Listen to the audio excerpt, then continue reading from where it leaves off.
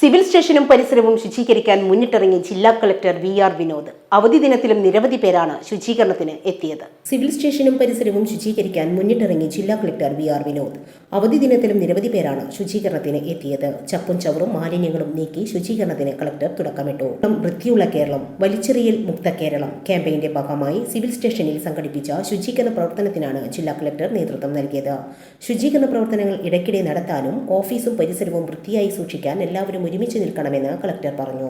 ശുചീകരണ പ്രവർത്തനങ്ങളുടെ ഭാഗമായി എല്ലാ ജീവനക്കാരും ഓഫീസുകളും സിവിൽ സ്റ്റേഷൻ പരിസരവും വൃത്തിയാക്കി. ഹരിതകർമ്മസേന, നഗരസഭ, ട്രോമ കെയർ എന്നിവരുടെ സഹകരണത്തോടെയായിരുന്നു ശുചീകരണം. മാലിന്യമുക്ത നവകേരളം പ്രഖ്യാപനത്തിലേക്ക് എത്തുന്നതിനു വേണ്ടി സിവിൽ സ്റ്റേഷനിലെ ജീവനക്കാരും ഹരിതകർമ്മസേനയും മുനിസിപ്പാലിറ്റിയും ട്രോമ കെയറും മറ്റ് വോളണ്ടിയേഴ്സും എല്ലാവരും ചേർന്നുകൊണ്ട് ഒരു വമ്പിച്ച ക്ലീനിങ് ഡ്രൈവ് ഇന്ന് ആരംഭിച്ചിട്ടുണ്ട്. ഇതിൻ്റെ ഭാഗമായി ഓഫീസുകൾക്ക് ഉൾവശവും ചുറ്റുപാടുകളും പരിസരവും വൃത്തിയാക്കി സൂക്ഷിക്കുന്നതിന് വേണ്ടി സാധിച്ചിട്ടുണ്ട്. ഇത് നിലനിർത്തുക എന്നുള്ളതാണ് ഏറ്റവും പ്രധാനപ്പെട്ട കാര്യം.